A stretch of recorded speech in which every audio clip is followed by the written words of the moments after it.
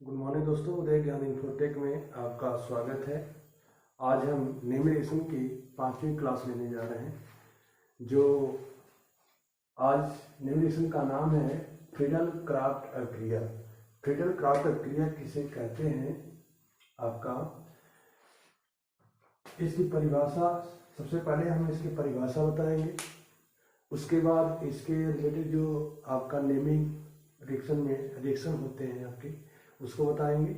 और Friedel craft अभिक्रिया कितने प्रकार की होती है। ये 2 टाइप की होती है फ्रीडल अभिक्रिया, डिपेंड अपॉन कि किससे अभिक्रिया करता है। जिससे अभिक्रिया करता है उसी के नाम से उसका नाम पड़ता है। तो ये बेसिकली 2 टाइप की बताई जाती है आपको, फ्रीडल क्राफ्ट एल्कीकरण और फ्रीडल क्राफ्ट एसिलीकरण। तो एसिलीकरण आप होगा और एक आपका एल्कीकरण होगा। तो जब किसी एल्किल से क्रिया करता हो तो एल्कीकरण कहलाएगा, और जब किसी एसिलीकरण से क्रिया करेगा तो एसिलीकरण है। यानी कि हैलो एल्केन एक होता है, या एल्किल हैलाइड से क्रिया जो करता है तो आपका एल्कीकरण कहलाता है। तो इसकी परिभाषा क्या है कि जब फिनाल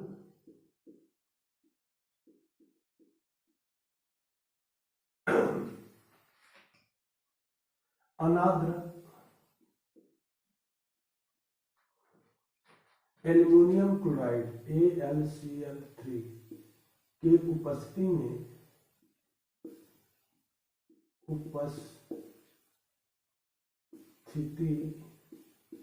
में अभिक्रिया कराई जाती है। जब फिनाल अनाद्र एल्युमिनियम क्लोराइड की उपस्थिति में अभिक्रिया करता है, अभिक्रिया करता है, तो वह आर्थो एवं पैरा व्युत्पन्न यौगिक देता है। उसे फ्रीडल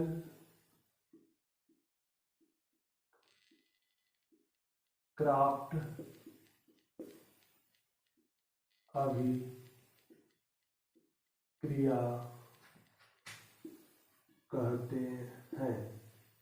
मतलब कि जब फिनाल अनाद्र AlCl3 के उपस्थिति में अभिक्रिया करता है तो वह आर्थो एवं पैरा व्युत्पन्न यौगिक देता है। यानी फिनाल का ही आपका व्युत्पन्न होगा, एक आर्थो और एक पैरा, तो उसे फ्रीडल क्राफ्ट अभिक्रिया कहते हैं। इसका तो ये तरीका हो गया। और जिसमें आपको ये 2 टाइप का है, तो पहला हम टाइप बता रहे हैं कि जैसे मान लेते हैं ये फिनाल है OH, ये फिनाल बोलते हैं। इसकी क्रिया हम पहले करा रहे हैं एल्किल हैलाइड से। एल्किल हैलाइड का मतलब CH3Cl, एल्किल हैलाइड से करा रहे हैं। और इसकी प्रेजेंसी होती है AlC3 के एल्युमिनियम क्लोराइड की उपस्थिति में होती है। तो क्या होगा कि ये CH3 जो है एक बार आर्थो पर अटैच हो जाएगा और एक बार पैरा पर, तो ये हो जाता है आपका, ये फिनाल रहेगा ही, एक बार आर्थो पर मतलब CH3 प्लस एक और यौगिक देगा, एक पैरा OH तो रहेगा ही और एक CH3 देगा। तो ये 2 टाइप के यौगिक आपको देता है। लेकिन ये क्रिया चूंकि एल्किल हैलाइड से होती है तो इसका दूसरा नाम होता है, इसे कहते हैं फ्रीडल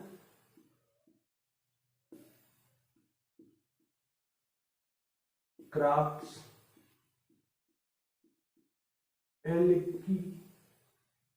एल्कीलीकरण।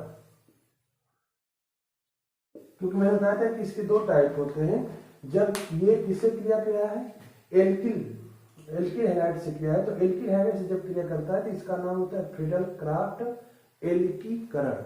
और जब ये अभिक्रिया, आपका दूसरा उदाहरण है कि जब ये अभिक्रिया एसिलिक क्लोराइड के साथ करता है, एसिलिक तो क्लोराइड के साथ करता है, तो इसका मतलब कि ये आपका फिनाल सेम ऐसे ही रहेगा, OH, एसिलिक क्लोराइड होता है CH3COOCl के साथ करेगा, और ये भी सेम उपस्थिति होता है CH3 का, तो ये क्या बनेगा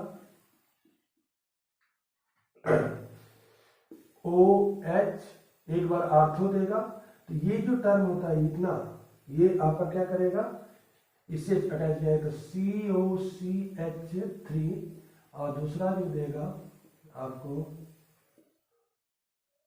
OH, नीचे हो जाएगा COCH3। तो कहने का मतलब यह था कि ये चूंकि एसिलिक के साथ है, इसको नाम देते हैं फ्रीडल क्राफ्ट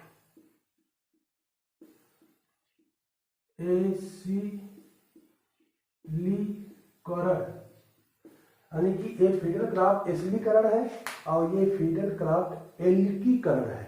मतलब जब आप एल्किल हैलाइड से क्रिया कराएंगे इसी का फिनाइल का, और अनाद्र, अनाद्र है ये, अनाद्र का मतलब जिसमें आर्द्रता न हो, अनाद्र,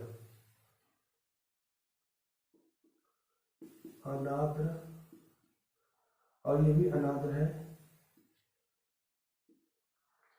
अनाद्र एल्युमिनियम क्लोराइड के साथ करते हैं तो एक आर्थो देता है, एक पैरा देता है, इसमें भी एक आर्थो दिया, एक पैरा दिया, लेकिन हमने बताया इसके दो टाइप के, तो डिपेंड अपॉन किससे क्रिया करता है। तो ये हमने बता दिया कि अगर एल्किल हैलाइड के साथ करता है तो उसका नाम फ्रीडल क्राफ्ट एल्कीकरण कहलाता है, अगर वो एसिलिक क्लोराइड के साथ करता है तो उसका नाम क्या होता है, फ्रीडल क्राफ्ट एसिलीकरण। तो ये दो टाइप का आपका फ्रीडल क्राफ्ट प्रक्रिया होती है जो पेपर में कई बार पूछी जाती हैं, तो ये परीक्षा की दृष्टि से बहुत इम्पोर्टेंट है, तो इसको आप देख लीजिए और इसका अगर स्क्रीनशॉट लेना चाहते तो ले लीजिए।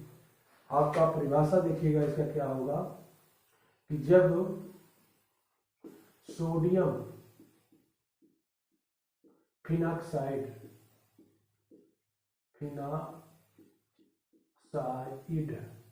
जब सोडियम फिनॉक्साइड की अभिक्रिया, जब सोडियम साइड की CO2 के साथ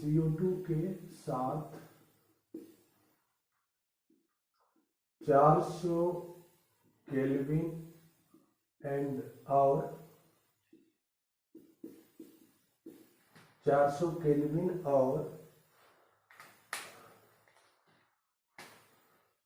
5 से 6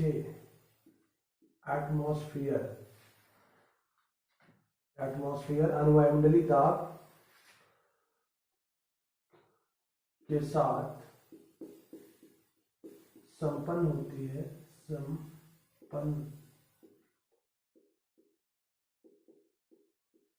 होती है तो आर्थो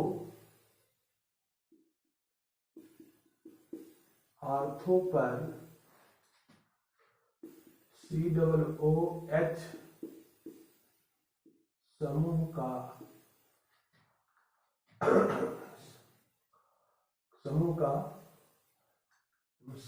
समूह प्रवेश करता है,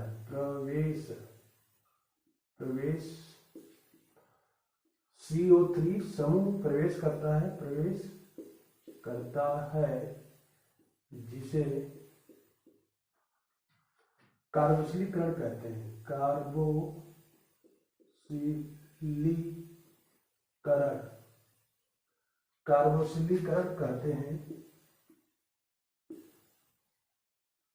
कार्बोक्सिलीकरण कहते हैं, जो मुख्य उत्पाद सोडियम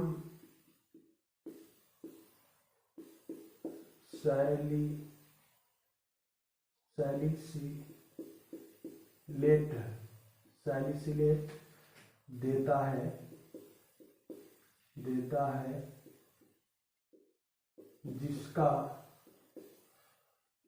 अम्लीकृत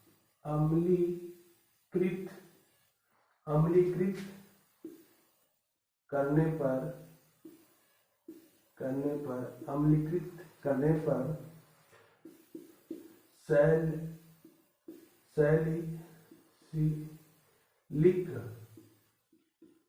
सैलिसिलिक अम्ल प्राप्त होता है। यानी कि जब सोडियम फिनॉक्साइड की क्रिया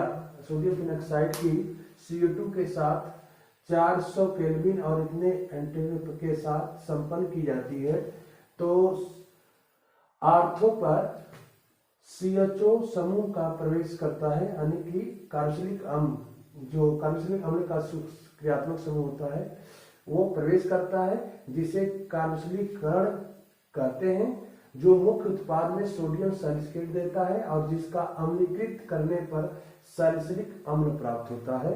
तो ये कोल्बे स्मिथ प्रक्रिया कहलाती है। अर्थात कि अगर इसका एग्जाम्पल देखा जाए बेसिकली तो ये होगा कि सोडियम फिनॉक्साइड बोलते हैं, सोडियम ONA को सोडियम फिनॉक्साइड है, इसकी क्रिया हम करें CO2 से करा दीजिए। और हमने कहा था कि इसमें 400 केल्विन टेम्परेचर होना चाहिए और आपका 5 से 6 एटमॉस्फेयर होना चाहिए, वायुमंडलीय दाब होना चाहिए। तो हमें क्या बनता है सोडियम सैलिसिलेट बनता है। इसका मतलब कि यहाँ पर HCOONA इसको कहते हैं सोडियम सैलिसिलेट।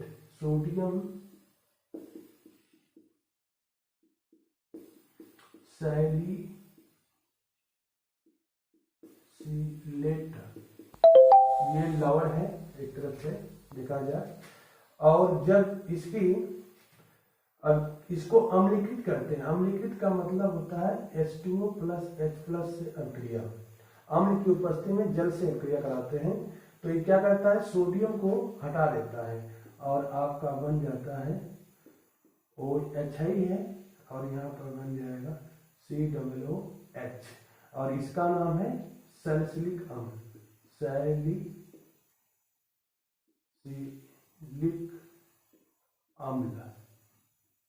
और इस सैलिसिलिक अम्ल को प्राप्त करना है क्या कहलाता है आपका कोल्बे स्मिथ अभिक्रिया कहलाता है। और सैलिसिलिक अम्ल का कई अनुप्रयोग है, जैसे एस्प्रिन दवा जो उद्योग की दृष्टि से, क्योंकि एस्प्रिन सबसे ज्यादा मार्केट में बेची जाती है, तो इसका एस्प्रिन के रूप में भी इसे यूज करते हैं। आपका सैलोल एक भी ये पीड़ादारक दवा होती है, पीड़ानाशक जिसे बोलते हैं। और तीसरी चीज क्या बनता है विंटर ग्रीन तेल बनाया जाता है और बेसिकली ये सुगंधित होता है, तो ये इत्र के रूप में भी प्रयोग किया जाता है। तो इस तरह से ये इम्पोर्टेंट है। कोल्बे स्मिथ प्रक्रिया कई बार पूछा भी पेपरों में है, तो इसको उतार लीजिए और स्क्रीनशॉट ले लीजिए। मैं इसका नेक्स्ट बताने जा रहा हूँ फिनाल की प्रक्रिया। फिनाल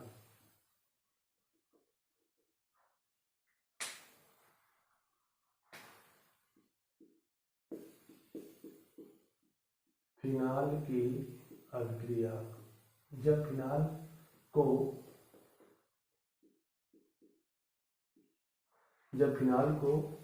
HCN HCl तथा zinc chloride ZnCl2 zinc chloride के मिश्रण के साथ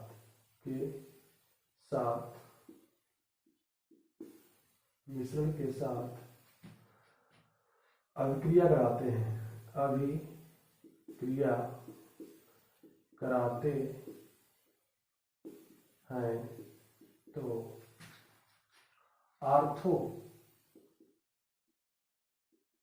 आर्थो पर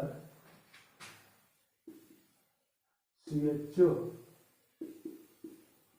यानी कि एल्डिहाइड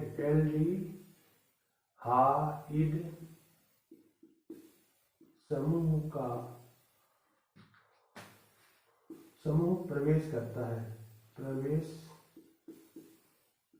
है जिसे गटर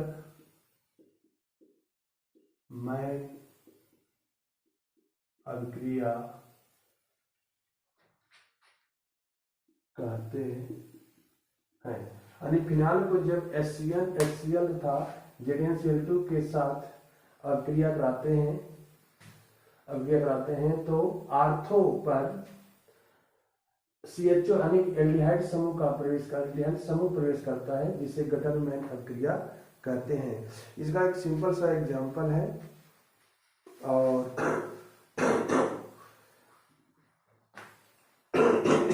जिसमें सेल्डिहाइड प्राप्त होता है। तो गटरमैन अभिक्रिया में इसमें HCl है और फिनाल है। ये फिनाल है आपका बेसिकली OH। इसकी अभिक्रिया में कहा HCl HCl और ZnCl2 की उपस्थिति में करते हैं तो HCl आपका निकल जाता है।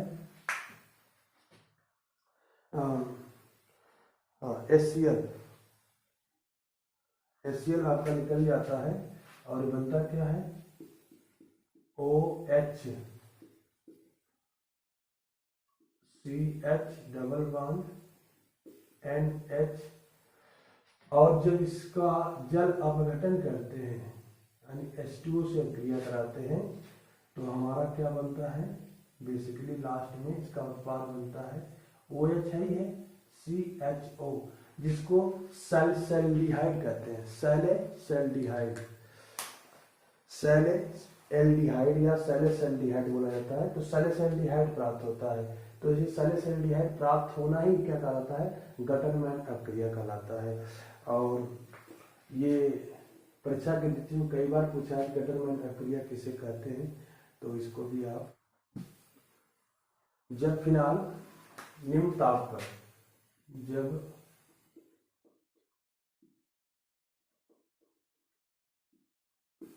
जब फिनाल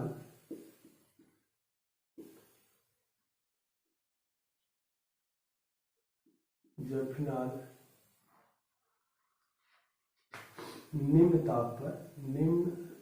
ताप पर तनु अम्ल एवं या क्षार के साथ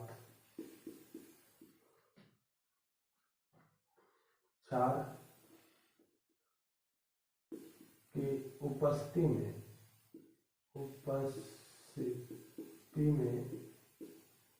एल्डिहाइड से क्रिया करता है।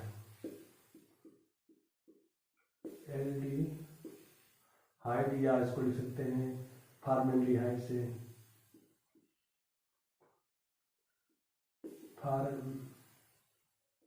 फॉर्मेल्डिहाइड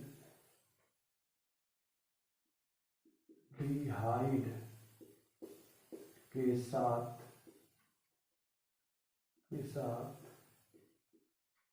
अभिक्रिया करता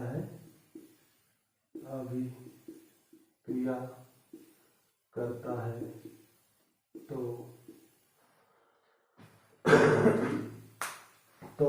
आर्थो तथा पैरा हाइड्रोक्सी बेंजील एल्कोहल देता है। आर्थो एंड पैरा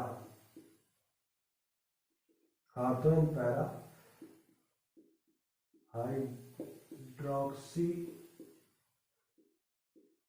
बेंजील एल्कोहल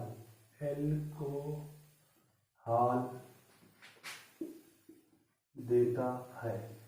उसे लैडर मनासे दिया करते हैं। जब फिनाल निम्न ताप पर अम्ल, तनु अम्ल या क्षार के साथ, क्षार की उपस्थिति में फॉर्मेल्डिहाइड के साथ क्रिया करता है तो आर्थोथा पैरा हाइड्रोक्सी बेंजील एल्कोहल देता है। इसकी अभिक्रिया है कि ये फिनाल है आपका, फिनाल OH, और इसकी क्रिया आप HCHO फॉर्मेल्डिहाइड से करा दीजिएगा। और ये अम्ल की, तनु अम्ल की उपस्थिति होती है। क्षार को ले लीजिए, जैसे NaOH क्षार है, इसको ले लीजिए। NaOH के साथ जब उपस्थिति में कराएंगे तो ये क्या करता है, पैरा CH2OH, OH तो है ही प्लस OH है ही CH2OH। तो आपका दो टाइप का हो गया अल्कोहल, कि एक तो आपका आर्थो पर दिया, एक पैरा पर दिया। तो पैरा आपका हमेशा कहीं भी अगर पैरा बनता है तो पैरा ऑलवेज मुख्य होता है, क्योंकि ये सिमेट्रिक यौगिक होता है और ये अल्फ होता है। आर्थो हमेशा अल्फ होता है। तो ये भी अभिक्रिया आपका क्या है, इम्पोर्टेंट है, इसको उतार लीजिए परीक्षा की दृष्टि से। और अधिक से अधिक मैं अभिक्रिया कराने की कोशिश करूँगा। आप बस अगर वीडियो आपको अच्छी लगे तो जरूर लाइक और सब्सक्राइब करिए। अगर वीडियो पहली बार है तो आप जरूर इसको सब्सक्राइब करें। Thank you.